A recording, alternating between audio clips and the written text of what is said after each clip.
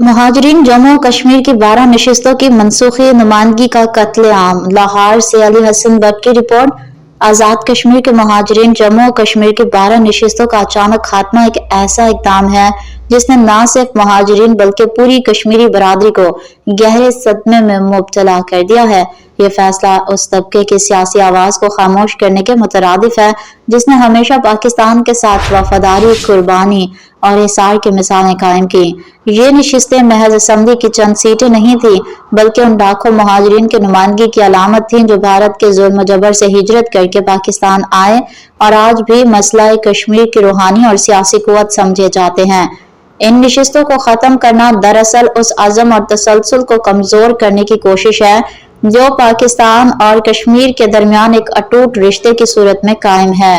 आज का इजलास भट्ट बरादरी फाउंडेशन पाकिस्तान इंटरनेशनल की ज़ेर क़यादत मुनाकिद हुआ, जिसमें शामिल सदर पंजाब जावेद इकबाल भट्ट, जनरल सेक्रेटरी पंजाब मखदूम जवाद अरशद भट्ट, आतिफ मीर सदर लाहौर डिवीजन मुस्लिम लीग नून, तारिक भट्ट, गुलजार भट्टी जनरल सेक्रेटरी लाहौर, बाबर नसीम भट्ट और मेहमान शख्सियत इशफाक भट्ट नीलम वैली से मौजूद थे।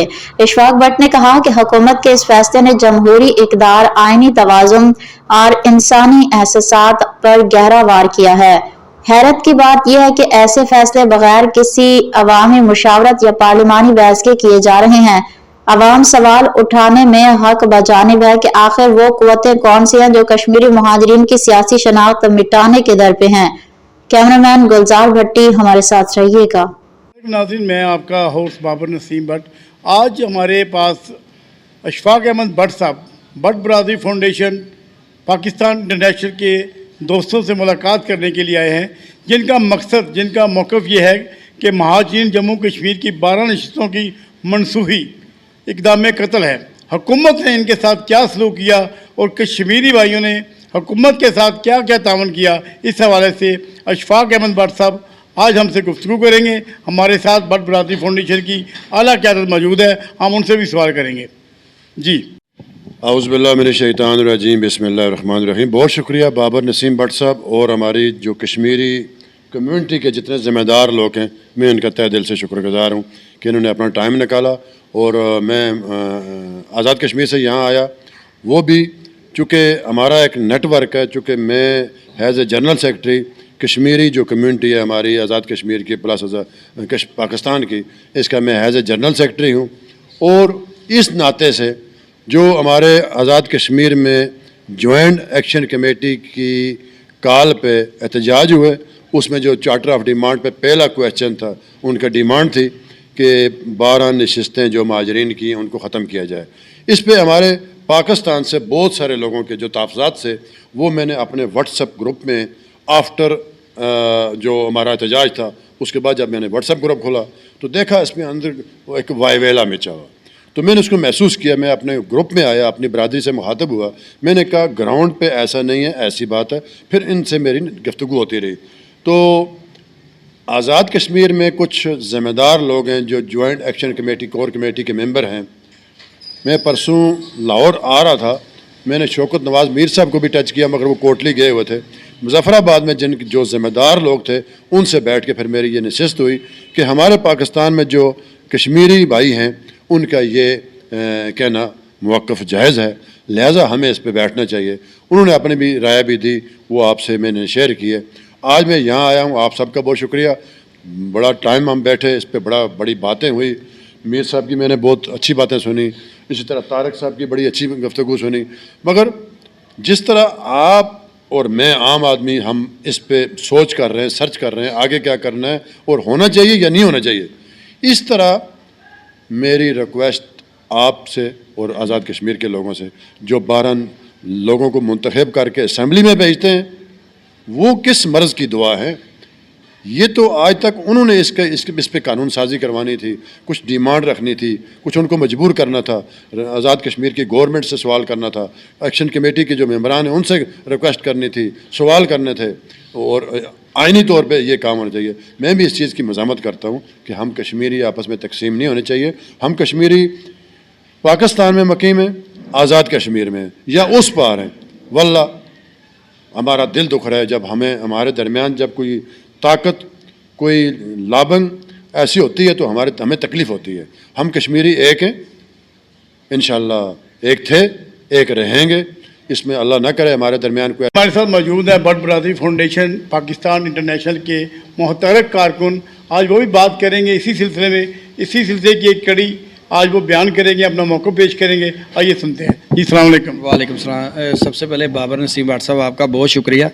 میرا نام طارق محمود بٹ ہے, بٹ برادری فاؤنڈیشن کا میں میڈیا ایڈوائزر ہوں. یہاں پہ گفتگو ہوئی, ایک وفد جو ہے نا وہ آزاد کشمیر سے آیا.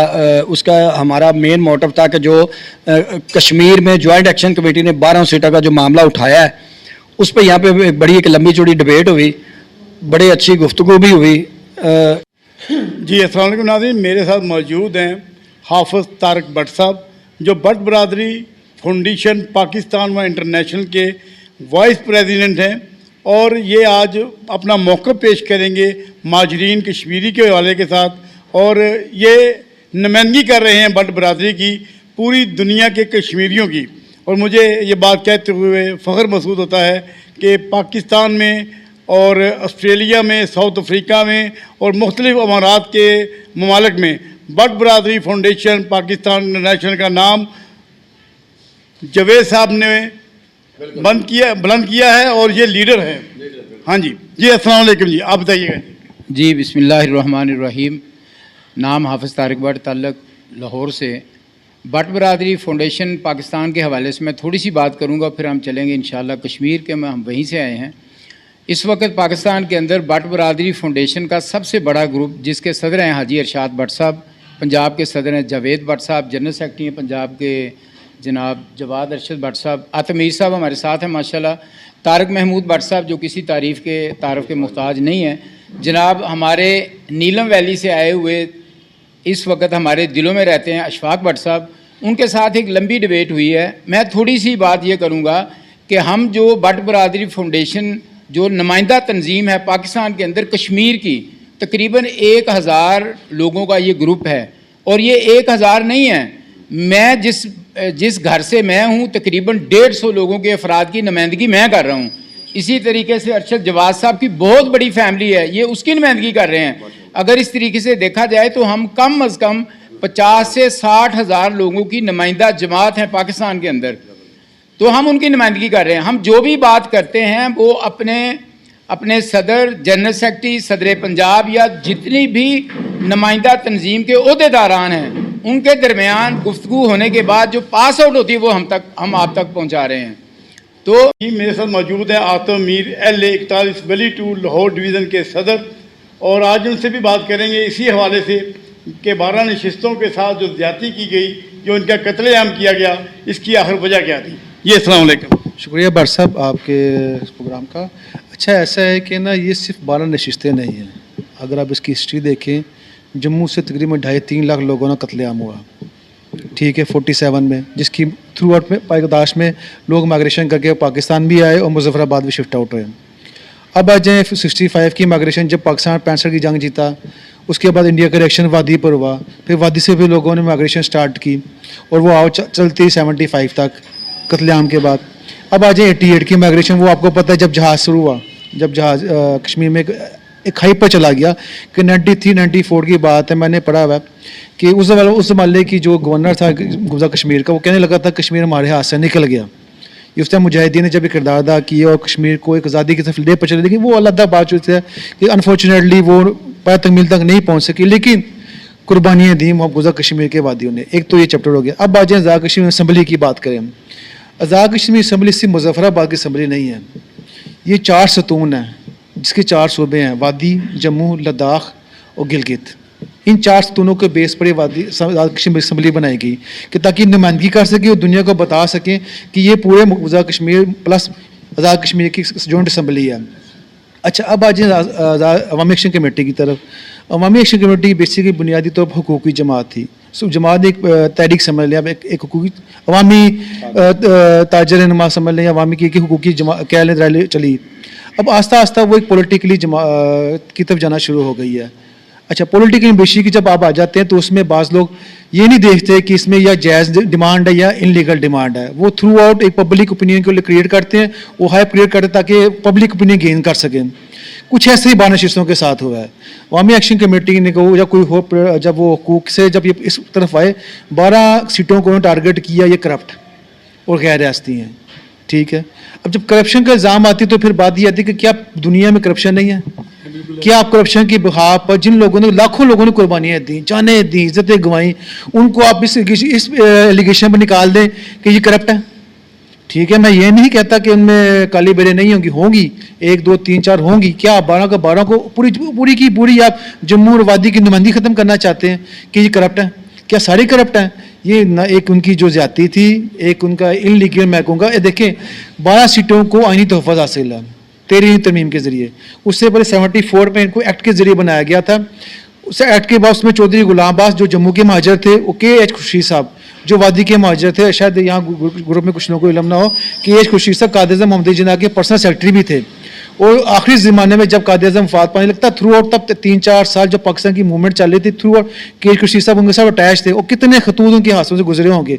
अब इस शख्सियत ने जब ये सीटें बनाई तो कोई लॉजिक थी, ये सीटें क्रिएट की गई 74 में, तो पूरे पाकिस्तान में बसने वाले जम्मू और वादी के जो महाजिन थे उनको तकसीम किया गया वादी और जम्मू में। जैसे कि 4 साल से हमारे कुछ 4 नाम नहाज बंदों का वहाँ स्टेट सब्जेक्ट का ऑब्जेक्शन चल रहा है, भी सुप्रीम कोर्ट उसके ऊपर एक्शन क्यों नहीं ले रही, क्यों स्टे बार बार दिया जाए? जब ये अदारे मजबूत होकर इनका रास्ता रोकेंगे तो करप्ट आदमी ऑटोमेटिकली पीछे चले जाएगा। ऐसा बंदा जिसका कश्मीर से तल्लुक ही नहीं है, वो हमारी नुमाइंदगी कैसे, जब वो रोक देंगे, इलेक्शन कमीशन रोक देगा तो ऑटोमेटिक